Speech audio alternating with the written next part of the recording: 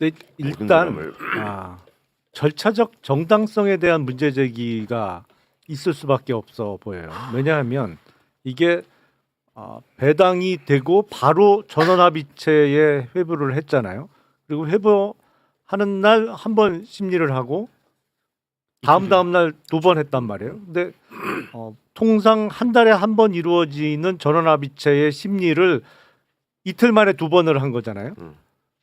그 일단 그리고 바로 선고 기일이 잡혔는데 원래 제대로 그냥 다른 사건하고 똑같이 절차적으로 진행이 됐다라고 하면 아무리 빨라도 6월 달에 선고가 이루어졌을 사건이란 말이에요. 그리고 더군다나 이게 전원 일치가 아니에요. 반대 의견이 있었단 말이에요. 그러면 반대 의견이 있고 대법관들 사이에 의견이 갈림에도 불구하고 그러면 그냥 두 번째 심리 기일에 끝을 낸다. 의결을 해버리고 끝을 낸 거잖아. 결론을 내버렸잖아요. 네. 그리고 나머지 이제 판결문 작성에 시간이 필요하니까 일주일이 더 걸렸던 건데 네. 이렇게 원심 판결을 파기하고 파기환송을 할 것 같으면 심리를 좀 더 했어야 되는 거 아닌가? 그리고 지금 이 사건 기록이 대략 7만 페이지 정도 된다고 하는데 아무리 대법관들이 기록 보는데 숙달된 그 프로페셔널이라고는 합니다만 7만 페이지 사건을 그 회부된 날부터 보기 시작했다고 하더라도 네. 그러면 마지막 심리가 회부되고 하루 건너뛰어서 3일째 되는 날인데 7만 페이지를 3일 동안 어떻게 다 봐? 이거는 대법원이 이건 절차적 정당성에 대해서 계속 문제 제기가 될 수밖에 없는 사건인데요. 이거는 그 명백한 정치 판결이고요. 지금 말씀 주신 것처럼 사실은 저는 대법원의 상고가 올라오기 전 또는 올라온 직후부터 기록을 열람했다고 봅니다. 물리적으로 불가능하거든요. 네. 그렇죠. 소부에 배당되기 전에 자기가 이 담당 대법관이 될지도 모르는 상황에서 네. 미리 기록을 열람하고 의견들을 형성해 나갔다. 저는 이건 중대한 이 사법권의 침해라고 보거든요. 아예. 그래서 조희대 대법원장이 사전에 의견 수렴을 해나간 거 아니냐. 그래서 어느 정도 확인이 되니 이렇게 빛의 속도로 드라이브 건 거 아니냐. 이렇게 충분히 볼만한 어떤 강한 의혹을 제기할 만한 충분한 합리적인 근거가 있지 않습니까? 그렇습니다. 물리적으로 어떻게 이렇게 판결을 해요. 4월 22일 날 비로소 소부에 배당했거든요. 그러면 원칙대로 하면 배당된 소부만이 이 기록에 대한 검토와 연구와 심리와 이런 것들을 형성해 나갈 수 있는 권한이 있는 거거든요. 그렇겠죠. 그런데 그날 바로 전압에 회부했어요. 그렇습니다. 그리고 그날 바로 심리했어요. 네. 그리고 하루 건너서 그 다음날 심리하고 더 이상 심리는 없었습니다. 과연 이 짧은 시간 내에 기록을 다 검토해서 의견을 형성해서 결론에 도출한다? 누가 봐도 불가능하지 않습니까? 불가능하죠. 그러니까 저는 이전부터 이미 자기 사건도 아닌 기록과 사건을 검토하고 연구하고 의견을 형성해 들어간 거 아니냐라는 의혹을 제기할 수밖에 없는 거고요. 그러면 그건 무슨 문제냐? 권한이 없는 대법관들이 사건에 개입한 거예요. 네. 이걸 어떻게 이해합니까? 그리고 두 번째는 왜 제가 정치 판결이라고 규정하냐면 조희대 대법원장이 그렇게 얘기했던 633 원칙에 따르더라도 6월 26일입니다. 6월 26일. 네. 무슨 급한 일이 있길래 5월 1일 이 올라오고 나서 한 달 조금 지난 이 시점에 재판부 배당된 지 9일 만에 누가 뭐 쫓아옵니까? 무슨 의도를 가지고 이렇게 판결을 졸속적으로 했나라고 하는 국민적 비판은 스스로 자초한 거예요. 왜 이렇게 했을까요? 뻔하죠. 대선 개입이죠. 본격적인 대선 본선에 이제 돌입하는 이 시점에 우리가 개입하겠다, 관여하겠다. 네. 국민의 주권 행사를 우리가 주도하겠다. 이거 말고는 설명이 안 됩니다. 그러니까 예를 들어서 상고 기각이 났더라도 이것은 매우 부자연스러운 것이었고 네네. 대선에 개입을 했다라는 비판은 피할 길이 없다라는 얘기를 계속 해왔습니다. 상고 예. 기각일지라도. 그렇죠. 그러나 이번에는 파기환송이란 말이죠. 말씀하신 것처럼 이미 답을 정해놓고 정해진 대로 움직였다라는 정황이 너무 많은 거죠. 이거는 그러면 대선 개입이에요. 사법 쿠데타입니다. 예. 강한 의혹 제기가 그냥 뭐 음모 정도 수준이 아니고 이거 누가 설명해요? 대법관 저는 조희대 대법원장한테 직접 묻고 싶어요. 과연 정말 4월 22일 날부터 전원합의체 회부한 날부터 기록 보고 검토하고 심리에 들어갔냐? 묻고 싶습니다. 저는 진짜. 이게 본인들이 기록을 다 보기에도 불가능한 시간이지만 연구관들이 기록을 검토해서 보고서를 작성하고 그걸 돌려보기에도 부족한 시간이에요. 전적으로 이거 말이 안 되는 지금 시간 이제 진행이 있었고 이제 더 걱정해야 하는 것은 지금 파기환송을 오늘 지금 선고했다는 거의 문제가 아니라 이자들이 지금 이런 식으로 하기 시작하면 대선 전에 지금 항소심 결론을 내라고 독촉을 안 한다는 보장이 없어요. 그렇습니다. 그것도 또 이제 그 안에 뭔가를 저지르고 설사 그걸 넘어간다고 하더라도 형사불소추 특권에 대한 해석을 계속 대통령 재임 중에도 계속된 사건에 대해서는 그냥 할 수 있다라는 식으로 해서 대통령의 명주를 쥐겠다 손에 네. 뭐 이런 점까지 지금 염두에 두지 않고서는 할 수 없는 짓을 지금 감행했거든요. 네. 이게 너무나 지금 황당한. 이거 어떤 사람도 지금 이 시기에 이런 식의 무모한 판결을 할 거라고 예상을 못했는데 국민의 시간이고 주권 행사의 시간에 사법부가 정면으로 뛰어든 거예요. 아 당연하죠. 의도와 편향성을 가지고 뛰어든 거고요. 저는 파기환송심에서 지금 이게 오늘 전원합의체 판결이요. 지난번 2020년 이재명 당시 대표 이재명 도지사의 전원합의체 선고가 또 하나 있었지 않습니까? 네. 그 판결 법리도 뒤집은 겁니다. 네. 뒤집은 거예요. 그 20년 대법원 전원합의체 판결 법리도 뒤집어 가면서 이렇게 졸속적으로 설명할 수 있는 이유는 딱 하나예요. 우리가 정치에 뛰어들겠다. 이거 선언한 겁니다. 그래서 파기환송심에서 분명하게 이런 부분들 다퉈 나가야 되고요. 저는 이런 대법원이라면 불소추 특권에 대해서도 다시 재상고심이 이루어졌을 때 정말 우려스러운 판단할 수 있다. 충분히. 그렇기 때문에 이제는 저는 형사소송법 개정으로 가야 된다고 봅니다. 형사소송법 조항에 보면 그 공판 절차를 정지하는 조항이 있습니다. 그 공판 절차 정지 사유들이 있는데요. 이 사유를 추가하는 방식. 그러니까 이거는 위헌이 전혀 아닙니다. 헌법에 규정된 불소추 특권의 내용을 좀 더 명확하게 하자라는 측면에서의 법 개정이기 때문에 위헌이 전혀 아니고 대법원에 맡겨둘 일이 아니다. 이런 생각까지 들고요.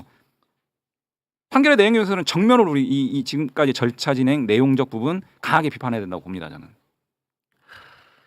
아 지금 뭐 구체적인 내용을 따질 상황은 아닌데 너무 자의적으로 해석한 부분들이 많더라고요. 그렇죠. 네, 아까 네. 이제 내용을 보면은 너무 자의적인 해석이 너무 많아. 근데 어떻게 그게 다 10명이 같은 생각을 갖고 있을까요? 자의적인 해석을. 그러니까 이게 기본적으로 뭐 공직선거법에 관한 법리를 오해했다고 마지막에 결론을 맺었으나 그걸 구성하는 사실관계에 대해 개입해가지고 지금 사실관계 판단을 한 거예요. 네. 이 여기서 다뤄야 되는 사실은 골프를 했냐 안 했냐를 놓고 판단했어야 된다. 이게 사실관계에 대한 부분이거든. 네. 근데 그거를 그냥 얘기하잖아요. 네. 이게 지금 대법원이 할 수 있는 범위를 넘어서는 판단을 지금 계속하면서 결론을 이끌어가고 이게 지금 소수 의견이 정확하게 지적한 것처럼 이게 그동안에 대법원이 취해왔던 판례에도 반하는 이게 후퇴와 퇴행이다. 그리고 검찰의 장난질에 놀아날 여지를 사법부가 앞장서 지금 열어주고 있다. 그리고 이 공정성을 훼손하는 결론으로 이르렀다. 이 얘기들이 지금 너무나 맞는 얘기인데 그런 거를 감수하고서라도 나는 무리하게 지르겠다. 5월 1일 날 선고하겠다. 지금 이거를 대법원장이 밀어붙인 상황인 것이고. 근데 너무 한마디로 대놓고 한다. 한 거 아닙니까? 그렇죠. 그러면? 완전히 이게 대법관들을 이끌고 부안해동한 거고. 제가 좀 송구한데 지금 이제 방송 일정 네, 때문에 먼저 네, 인사하는데 네. 한 가지만 말씀드리고 네. 가겠습니다. 이 부분에 대해서는 사법부가 정치에 개입한 부분이기 때문에 이 부분에 전혀 굴하지 않고 저희 당에서는 이 부분들에 대해서 정확하게 대책을 세우고 이재명 후보가 뚜벅뚜벅 갈 길 갈 수 있도록 그래서 우리가 원하는 어떤 부분들 분명하게 가도록 하겠고요. 이 정치 판결은 역사의 오점으로 남을 것이고 이 부분들에 대해서는 분명하게 우리가 대책을 세워서 휘둘리지 않고 흔들리지 않고 갈 길 가겠다. 대책을 마련하겠다. 이 말씀 드리고 먼저 이사하겠습니다. 네, 알겠습니다. 네, 고맙습니다. 감사합니다. 아, 이거는 정말 엄청난 사건입니다, 오늘. 예, 예. 아, 이거는 진짜 너무나 대놓고 맞아. 대선에 완벽히 개입을 한 겁니다. 국힘조차도 이렇게 노골적으로 나올 거라고 예상 못했을 텐데. 와, 야 이거는 이거 진짜 엄청 큰 사건인데. 아니 역시 쉬운 대선은 없어요. 아, 사실 오늘 이런 대법원에서의 이벤트가 아니었다면 아주 뭐랄까 그렇죠. 네. 누가 봐도 쉬운 대선이잖아요. 누구나 결과를 예측할 수 있는 선거였는데 역시 쉽게 가는 대선은 없구나 이런 생각이 들었고 뭐 여기서 제가 좀 반농담조의 말씀을 드리면 불행 중 다행이죠. 파기자판이 아닌 게 얼마나 다행이에요. 저는 마지막에 주문 읽는 순간에 이거 아니 이게 쭉 뭐 무슨 취지인지 뭐 쭉 들었는데 야 이러다 진짜 파기자판하는 거 아니야? 이런 생각까지 순간 들었어요. 그러니까 저렇게 법리를 무시하고 나가는데. 그러니까. 아니 저 저것도 자판도 정도면 할 놈이네. 그냥 맞아요. 저 정도면 네. 파기자판하고 뭐 예를 들어서 피고인은 뭐 1심형과 같은 형 아니면 뭐 예를 들어서 벌금 300만 원, 500만 원 선고해 버리면 일단 법률적으로 이게 끝나버리는 상황이잖아요. 그래서 네. 주문 읽기 전에는 야 이런 아주 틀린 말씀은 아닌 것 같아요. 야 저러다 진짜 파기 재판도 하겠다라는 네. 생각이 들었는데 그래도 파기 환송을 해서 그 너무 이렇게 침울해하는 것도 저는 아유 뭐 이 또한 지나가리라. 예. 그러니까 아니, 뭐 할수 있는 최대한의 나쁜 짓을 한 거고 이게 지금 정치행위로 밖에 볼 수 없는 게 진짜 공교롭게도 아까 조희대 대법관의 좌우에 앉아 있는 사람 있잖아요. 어? 네. 좌우에 남자나 여자나 앉아 있었죠. 예, 예. 그 두 분이 반대 의견 쓴 사람이야. 그 두 분이 남자가 이은구 대법관, 여자가 오경미 대법관이에요. 거기까지가 그게 이제 대법관을 가운데로 해서 오른쪽 자리에 앉은 사람, 왼쪽 자리에 앉은 사람 이렇게 서열이거든요. 거기까지가 김명수 대법원장이 제청해서 문재인 대통령이 임명한 대법관이에요. 그 다음 오석준부터 나머지가 김명수가 제청하고 윤석열이 임명한 사람. 그다음에 조희대가 제청하고 윤석열이 임명한 사람. 네. 조희대도 당연히 윤석열이 임명한 사람이고. 그러니까 이게 결과적으로 문재인 대통령이 임명한 사람들은 상고 기각 의견을 얘기했고 네.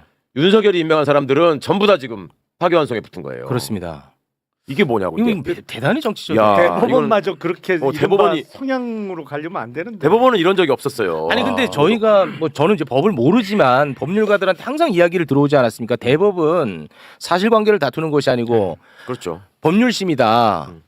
근데 사실관계에 대해서도 자기들이 자의적으로 다 판단을 해버리더라고요. 계속 사실관계에 개입해서 얘기를 하잖아요. 예. 실제로 법리 판단을 했어야 될 국회 증가법에 대해서는 이런 방구가 그 얘기는 그냥 아예 넘어가버리고. 없어 또. 아, 나 이건 진짜 방금 말씀하신 국회 증감법에 대한 게 법률심에서 해야 될 부분 그렇죠. 아닙니까? 예. 그거 할 수- 그 할수 있는 얘기는 유일한 거라고 단 한자도 없었습니다. 한자가 없어. 와, 진짜 기가 막히네 이거. 그리고 유권자가 받아들이는 감수성에 대해서 본인들이 얘기를 해요. 예. 일반 선거인의 입장에서는 이렇게 볼 수밖에 없다 이런 식으로 가버리잖아요. 아니 어떻게 그 감수성이 어디 10명이 다 똑같아? 야,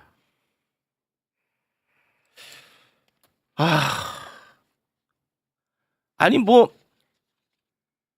예상하지 못한 판결이 나왔다고 해서 문제 삼는 것이 아니라 너무 내용이 어이가 없어. 아니 이거를 받아들일 수 있는 내용이 없어요. 실제적으로 네. 구체적으로 들어가 보면 납득이 가야 될 거 아니야. 그렇잖아요. 대법원 예. 전원합의체. 예를 들어서 우리가 놓친 부분이 있다든가 그렇죠. 그런 게 아니라니까 이게. 그리고 너무 노골적이에요. 너무 그렇죠. 노골적으로 네, 그랬어.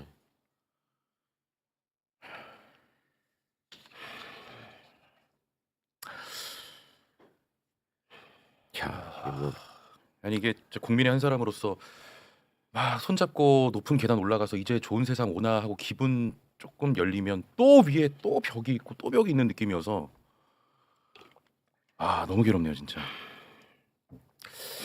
이자들을 믿고 법적 절차를 통해서 내란을 진압하고 처벌한다라고 하는 것이 얼마나 또 이제 험난한 길이 될지 너무 답답하네요. 그러니까 직위원의 음. 판단에 대해서 아무 말도 하지 않았던 음. 조희대 그때부터 저희가 사실 걱정을 굉장히 많이 했었음에도 예. 불구하고 예. 이렇게까지 노골적으로 할 수는 없다라는 그렇죠.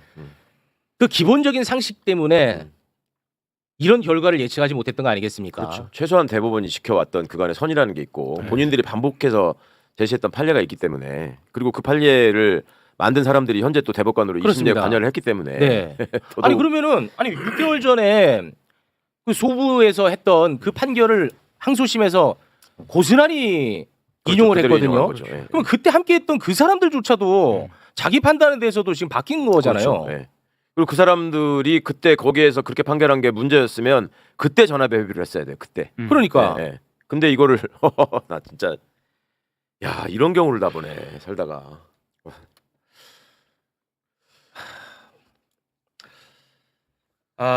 뭐 여러분께 좀 죄송합니다만 그리고 오늘 다음 코너를 하기 위해서 와주신 우리 출연자분들께도 너무나 죄송합니다만 다음을 계속 진행할 수 있는 상황은 아닌 것 같습니다. 그래서 오늘은 여기에서 정리를 좀 해야 될 것 같습니다. 저희도 오늘 이 사건에 대해서 좀 정리를 해서 좀 내일 좀 냉정한 모습으로 다시 좀 나 돌아와야 진짜. 될 것 같습니다. 아니 근데 정말 냉정해질 필요가 좀 그건 뭐 있다고 너무 봐요. 맞는 네, 말씀입니다. 그러니까 지금 너무 맞는 말씀입니다. 상황이 물론 이제 오늘 상고 기각이 됐으면 적어도 공직선거법 위반과 관련한 거는 클리어가 되는 거였는데 그게 안 되는 결론이 나왔지만 제가 아까 잠깐 얘기한 대로 야 저기세면 파기자판하겠다라는 그러니까요. 생각까지 네, 들었는데 네, 그게 네. 아니었기 때문에 무슨 그 피선거권이나 뭐 바뀐 건 크게 없어요. 그냥 네. 선거법 사건이 다시 서울 고등법원으로 되돌아갔다는 사실 정도가 지금 방금 추가가 된 거기 때문에 글쎄 너무 이렇게 낙담하고 네, 뭐 절망하실 할 일은 아니에요. 상황은 전혀 네. 아니다. 네. 예. 네. 오히려 아니, 좀 짚을 수 있는. 너무 맞는 네. 말씀이고 너무 좋은 말씀인데 아니 뭐 진짜 납득이 되게끔 이야기를 해야 되는데 그런 상황이 아니다 보니까 맞아요. 좀 이제 너무 당혹스러워서 제가 좀 냉정을 찾지 못했던 것 같습니다. 뭐 너무 죄송하고요. 오늘은 여기에서 저희가 좀 마무리를 짓고 좀 정리를 해서 냉정을 좀 차리고 내일 다시 돌아오도록 하겠습니다. 여러분에게 좋은 소식 전해드리지 못해서 너무 네. 죄송합니다. 오늘은 여기에서 마무리 짓도록 하겠습니다. 죄송합니다.